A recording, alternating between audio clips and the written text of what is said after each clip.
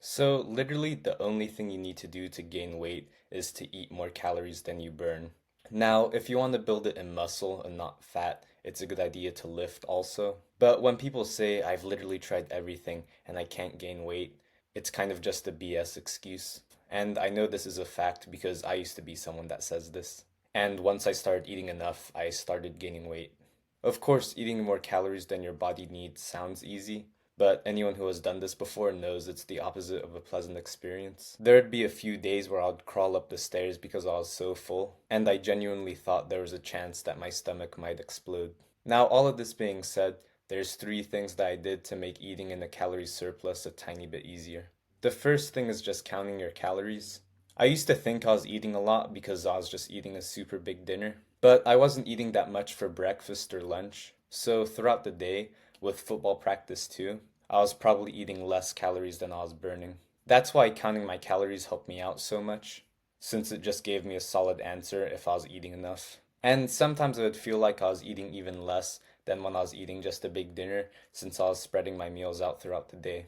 But if you want to start doing this, I recommend just going onto a calorie calculator website. I'll link one in the description below.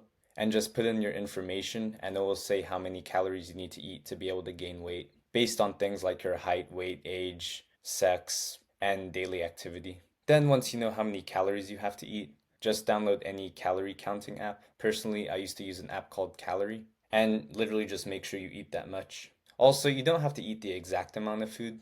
Just make a rough estimate, and it will take a little bit of time to learn how many calories each food has, but you'll learn it pretty fast. Plus, if you don't know, just ask the robot. And just a heads up, some of your family and friends might find it weird that you're doing this, but if gaining weight is important to you, I strongly suggest doing this. Like for me, gaining weight was super important since I was playing football, and being a skinny football player is a tiny bit of a safety hazard. So for me, it was worth the comments and the weird looks.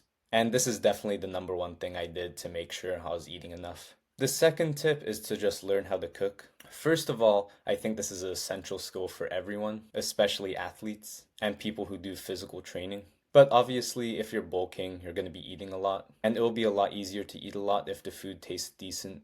Also, just learning how to cook your own meals just saves a lot of money. So in the description, I'm going to link a bunch of cooking videos. And if you're new to cooking, you'll still be able to make the recipes I list below. And if you can't make these meals, I'd honestly be a tiny bit concerned. But I'm going to link people that I used to watch when I was first learning how to cook. So if I could do it, you definitely can. And there'll even be one video by the man himself in there. But one major life hack that I suggest to all people learning how to cook is to get a kitchen thermometer. Some professional chefs look down on it, but it makes it so you don't burn your meat and end up eating a hockey puck if you're cooking burgers. But it also makes it so you don't undercook anything and end up getting sick. It's not undercooked, it's raw!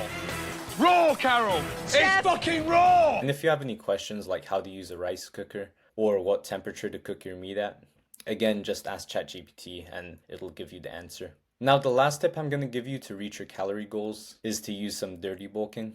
Now, this is something I'd avoid if you can, especially if you're an athlete or martial artist.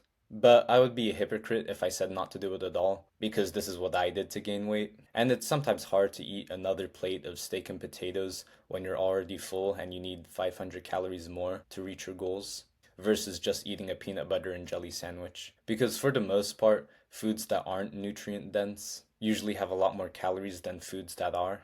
And the unhealthy foods are sometimes a little bit more appetizing, especially when you're already full. And of course, there are things like olive oil and nuts that are very calorie dense while still being healthy, but no one wants to chug olive oil. But one guideline I'd follow if you do decide to eat a little bit of junk is to do it after your practice or after your workout, just so you don't have to train with a whole burger and fries sitting in your stomach or anything like that. So a dirty bulking meal isn't something to eat for breakfast or for your pre-training meal. And I'd only do it if you're really struggling to get your calories in. So I hope these tips make eating enough food a tiny bit easier for you. And just to recap, the three things I mentioned was starting to count your calories, learning how to cook, and a little bit of dirty bulking if you think it's necessary. But another video you might find helpful is 7 surprising foods athletes should eat for better performance. And with this channel, my goal is to help martial artists and athletes with their goals. So subscribe if you think you'll find my videos helpful.